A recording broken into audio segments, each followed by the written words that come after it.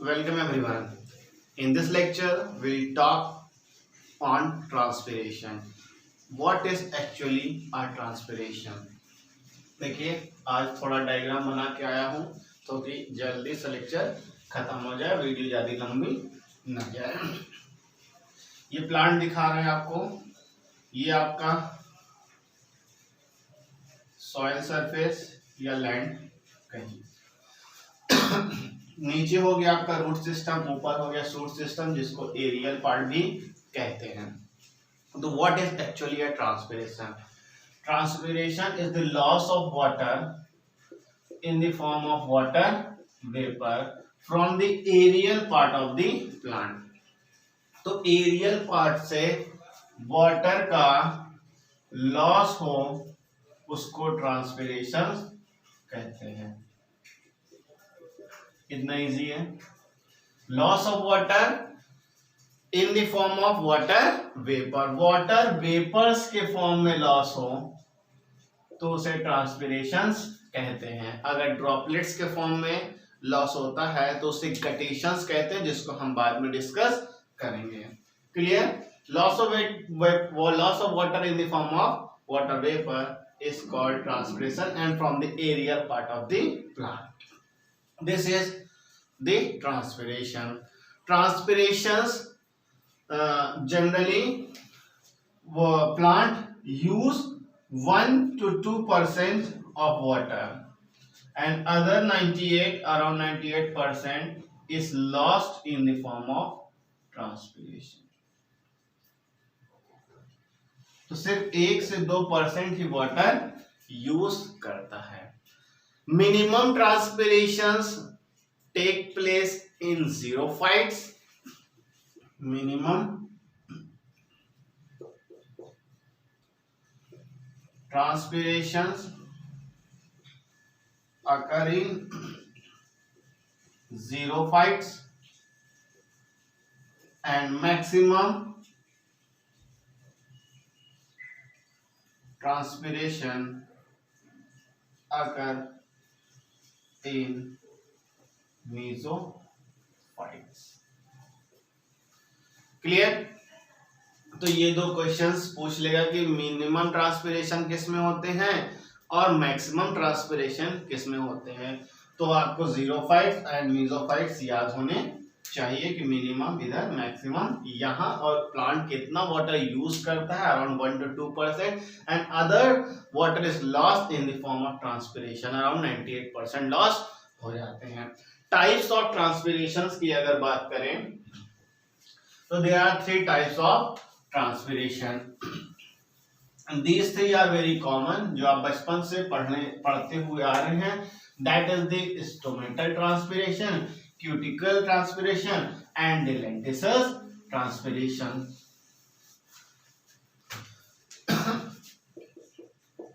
Types में अगर बात करें तो first stomatal transpiration,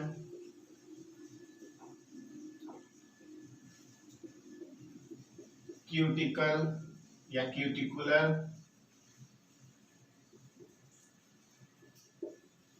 transpiration, and third is lenticel transpiration. What is this actually? Stomatal transpiration means transpiration occurs through stomata, and stomata is present on the leaf and the delicate part of the plant. यहाँ present होते हैं। Around 90 to 95% transpiration occur through stomatal transpiration. Cuticle transpiration. Cuticle is a layer which is present on the epidermal cell. Epidermal cell ऐसे cells होते हैं, इनके ऊपर एक layer ऐसे प्रेजेंट होते हैं, वैक्स कोटिंग होती है, wax thin, very thin layer, and waxy coating is present on the leaf and the delicate part of the plant. Around 5 to 9% transpiration occur through cuticle transpiration. lenticels, minute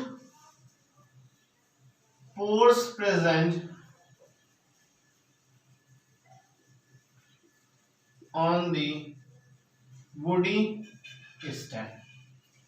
woody stem के इस stem पे minute pores present होते हैं. That pore is called the lenticels and the transpiration takes place through these lenticels called the lenticels transpiration. Lenticular transpiration around 1% transpiration, 0.1 to 1% transpiration occur through lenticels transpiration.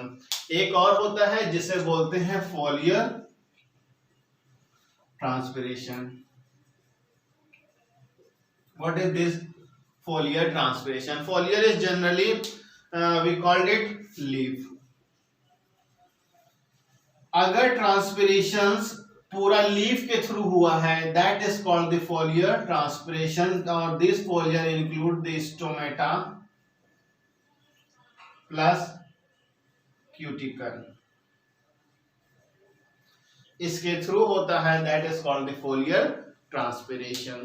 तो this is the types of transpiration. Now let's discuss the major part of this transpiration is the stomatal transpiration. So we have to discuss on the stomata. What is actually a stomata? This is the structure of stomata. हमने यहाँ पे आपको पहले से बना के दिखाया है कि ये होता कैसे है. ये आपको छोटा सा स्ट्रक्चर हमने दिखाया है. This is the stomatal aperture. एक ओपनिंग होती है तो इसको stomatal aperture. This stomatal is surrounded by a guard cell and these guard cell have the chloroplast, and this guard cell is epidermal cell. This guard cell is different than other epidermal cell because of the presence of these chloroplast, and these linings is the microfibril. Clear? And these guard cell is also surrounded by the other cell that is called the subsidiary cell or accessory cell. Clear? The shape of these guard cell in dicot plant is kidney shape, and in monocot plant it is dumbbell shape. तो ये आपका important है, ये questions आपका पूछता है कि dicot plants में स्टोमेटा के स्ट्रक्चर कैसे होते हैं और मोनोकॉट प्लांट्स में उसका शेप कैसा होता है. तो डम्बल शेप, किडनी शेप्स आपके स्ट्रक्चर्स होते हैं. तो why they are look the epidermal cell, why they are look different in stomata? Because the guard cell of this epidermal cell they have chloroplast in it. तो chloroplast के presence से guard cells एक epidermal cell है, इस वजह से वो different होते हैं because of the presence of chloroplast. Clear? तो this is the simple structure of stomata. Structure of stomata, and they are present on leaf, generally upper and lower, and lower में आपकी ज्यादा present होते हैं, more in number, upper में less in number. तो ज्यादा आपके लोअर पार्ट में प्रेजेंट होते हैं और अपर पार्ट में कम प्रेजेंट होते हैं. और अगर गार्ड सेल की बात करें एक छोटी सी और ब्रीफ डिस्कशन में, तो guard cell they are two layer. देखिए यहाँ पे हमने दो लेयर में बनाया है. तो outer layer is thin and elastic, and inner layer is thick and elastic. तो ओवरऑल बात कर दिए यहाँ पे हम लोगों ने मैकेनिज्म ऑफ स्टोमेटा की। एक क्विक रिवीजन करते हैं कि ट्रांसपिरेशन क्या है। Transpiration is the loss of water in the form of water vapour from the aerial part of the plant. फिर हम लोग ने डिस्कस किया types of transpiration. Types of transpiration में 3 थे, स्टोमेटा, क्यूटिकुलर एंड लेंटिकुलर। तो सबसे ज्यादा जो हो रहा है ट्रांसपिरेशन वो आपका स्टोमेटल ट्रांसपिरेशन से 90 to 95% हो रहा है। फिर अराउंड 5 to 9% आपका क्यूटिकल से, 0.1 से 1% आपका लेंटिसल से प्रेजेंट ट्रांसपिरेशन होता है। और ट्रांसपिरेशन में जो वाटर का लॉस हो रहा है वो अराउंड 98% हो रहा है और 1 से 2% वाटर यूज करता है प्लांट। So minimum transpiration occur in xerophyte and maximum in mesophyte. Structure की बात करें, स्ट्रक्चर आपको दिखाया, यहाँ पे ओपनिंग प्रेजेंट होती है तो उसको structure aperture of stomata. They are guarded by epidermal cell, that epidermal cell is called the guard cell. Epidermal cell looks different in stomata because of the presence of chloroplast. Chloroplast present होते हैं। This guard cell is guarded by the subsidiary cell. Guard cell 2 layer होती है, outer layer and inner layer. Outer layer is thin and elastic and inner layer is thick and elastic. तो this is the structure of stomata. In the next lecture we'll discuss the mechanism of transpiration. Mechanism of stomata. Stomata अपने mechanism कैसे करता है, इसका जो function होता है वो एक्सचेंज ऑफ गैसेस होते हैं। गैसेस को कैसे एक्सचेंज करते हैं तो वो हम लोग मैकेनिज्म में पढ़ेंगे। Thank you.